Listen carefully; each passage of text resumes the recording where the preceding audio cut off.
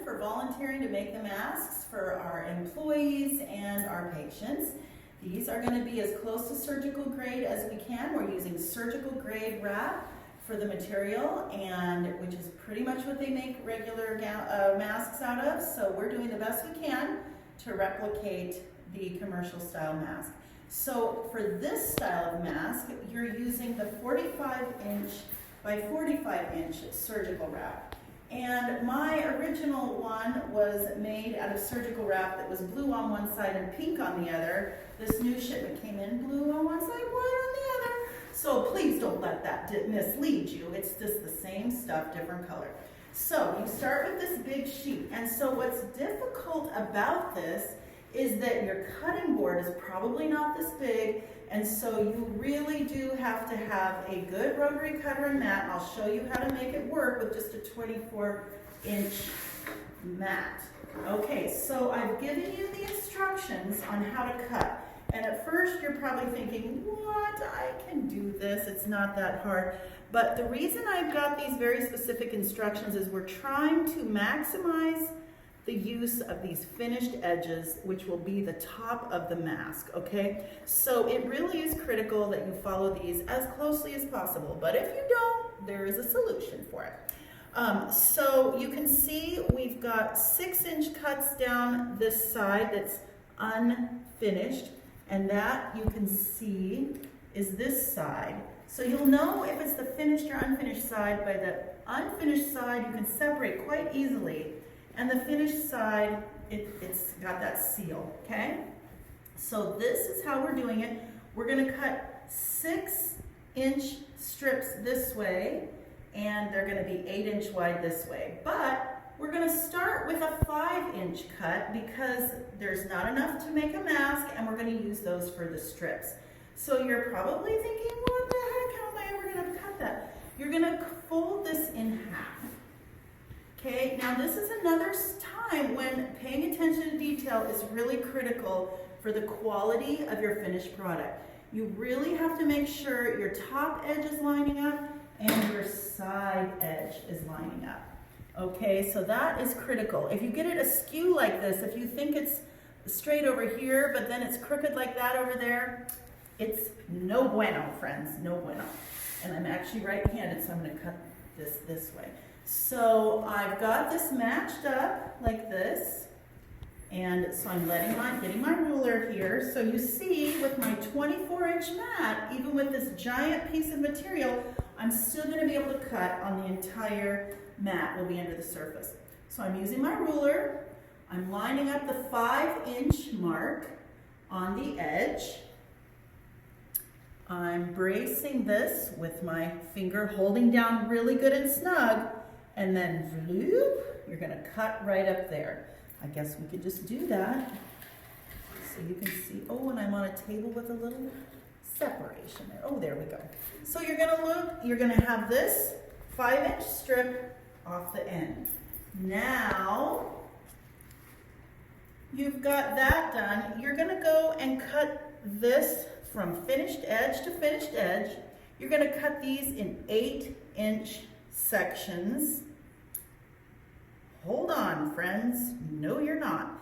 You're gonna, I just realized we don't want you to cut it in 8-inch sections all the way through because you don't wanna cut through this middle section, the 9-inch section, because that's gonna be strings. Okay, so what we're gonna do is we're gonna cut it first, 18 inches, and then you can use that 9 for the strips. And the reason, again, if you're thinking, well, I'm not gonna do that, I'm gonna just cut that 9-inch strip section right off the top, you're gonna lose that finished edge. And that's what we're trying to avoid, is cutting through that finished edge for anything except for the top of the mask. So we're going to now fold this a different way because I wanna try to get those sections that are 6-inch sections. So now I have to fold it this way. And again, I can do that even with my 24-inch mat, okay? So I'm gonna do this. I've got my finished edge up at the top here, my finished edge. So now I'm gonna cut this 6 inches. And I'm gonna cut 3 6-inch cuts from this side. And again, line them up straight, double checking so you can make sure it's nice and square. I've got this bottom lined up and I've got this side lined up, okay? So now I'm gonna again let my ruler be my guide, 6 inches, and isn't that handy? Your ruler's 6 inches wide. Okay, I'm bracing like this and I'm cutting. And you can actually go down and cut 6-inch cuts, but you're gonna have a 3-inch overlap. So what you wanna make sure is, what I would do is, you see how I'm having to flip that because I'm right-handed in the way I cut? Again, this is that finished top. I'm gonna use my 6-inch. I'm gonna lay it down nice and straight, making sure, now see, I'm not that happy with that little askew there. If you saw my office, you'd think I wouldn't be that anal about those little things, but I am when it comes to sewing. And you should be too, because these are the masks that are gonna be saving lives. Okay, so now I have those 2 6-inch strips with the top reinforced. Now I can just keep going, cutting 6-inch strips until I only have 3 inches left over, then I'm good to go. So, I'm moving that aside. So then I'm taking this is my 5-inch piece, and my 5-inch piece I'm going to cut into 1/2-inch strips. Okay, so this one happens to be the blue and pink. Okay, so I've cut all of those like this. Now these have 2 sides, obviously, blue and pink, blue and white. These are very strong. We do not have to sew down the middle or keep those together. These strings can be by themselves. So I'm just gonna whack off the end so I can separate them easily.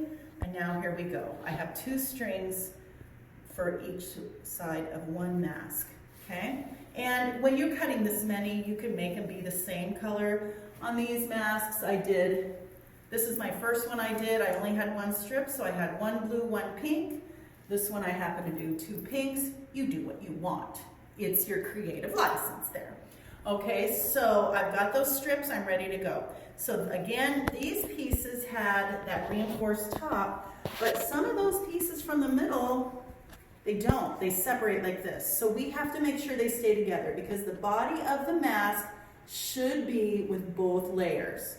Okay, don't get reckless and just do 1 layer. 2 layers, but we have to bind it at the top so it stays together and the germs don't go down the middle. So when you get this kind of a kit, we're also going to include a sheet of this other lighter weight blue and white fabric that is going to be able to be used for the binding.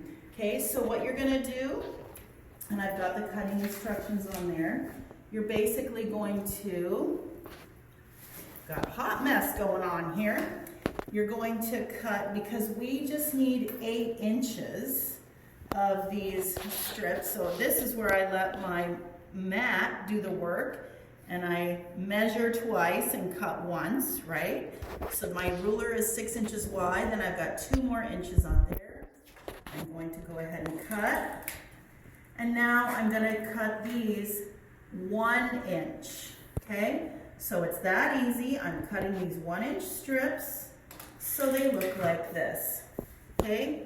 And then I'm going, actually I did that wrong, ladies and gentlemen. I should have cut it this way. See how easy it is to not do it correctly. These are now 8 inches this way. So I'm gonna cut those strips that way to make them 8 inches, okay? And then you'll have this extra to do a few more. What you're gonna end up with are these, okay? So now you only need 1 layer. You're going to fold it in half, because now it's 8 inches long and 1 inch wide. Okay, I'm folding it in half and I am paying attention so that it is equal on both sides. Because when I'm sewing it, I want to make sure I catch both sides. Okay, so it's going to be like that. I'm going to put it at the top of one of these two pieces. Okay, this is what's going to bind them together. Now, again, no pins in this fabric. This is not okay to pin through there because, again, that's that doggone superhighway for the bacteria and the viruses to get in. So we want to keep the integrity of that fabric. I'm using my clips. You use your binder clips. Do whatever. Now, this is another place where you're going to have to pay attention when you're stitching right along this edge. You can see on this one, I used white thread, but you can still see. I stitched right along the edge, and I made sure that I caught it on the other side. That's what you really have to pay attention to, is you want to make sure that you've got stitching through both sides to hold that in place, okay? So now you've got that edge sewn there, and that is now just as good as the one that has the factory seal at the top. So your piece will look like one of these. It'll either have a factory seal at the top or the one you made. And now it's just as easy as you want. You fold it the same as we did the other ones. We pleat it along the side.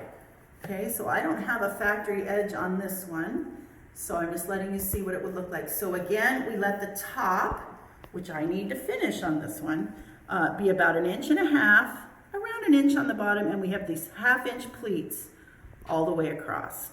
And we're going to do exactly like we did on the other one. We'll start at the bottom and making sure we've got them nice and straight all the way across, doing quality work every time. And it's like, oh, well, I maybe made this one a little too big, so I've got to release that a little bit. There we go. Clip it, straighten it, clip it. And now this third one. And see how much easier it would be if I had put that binding across the top of there, because you see what happens now is it's kind of separating. So that won't happen to you because you'll have already bound the top before you get to this pleating stage. Okay, now you've got that going on, and you look and you say, that looks pretty good. My pleats seem even. I'm not happy with the way that's separated there, but again, that won't happen once you put that binding on the top. Okay, and then you do the same thing like we did with the other one. These straps, we're gonna find the middle. We're gonna place the middle in about the middle of our mask there, and you're going to do a zigzag stitch. You're gonna back stitch there. You're gonna move the clips as you move forward, because again, you cannot pin these. You cannot pin these. You cannot make the integrity of the mask be ruined like that. So you just move your way up with zigzag, you back stitch again here. Your finished mask will look like this. And check it out, plenty of room to breathe. And I would tie these up, tie these to the top. I'm gonna poke my eye out. And tie these around the bottom. So, there you go, a surgical grade mask. You can call 458-5580, which is education. If you have any problems, you can talk to Lori or Jen, and we will hope to get you all squared away so you can be out there making masks. Thank you very much for your time and attention to this vital matter.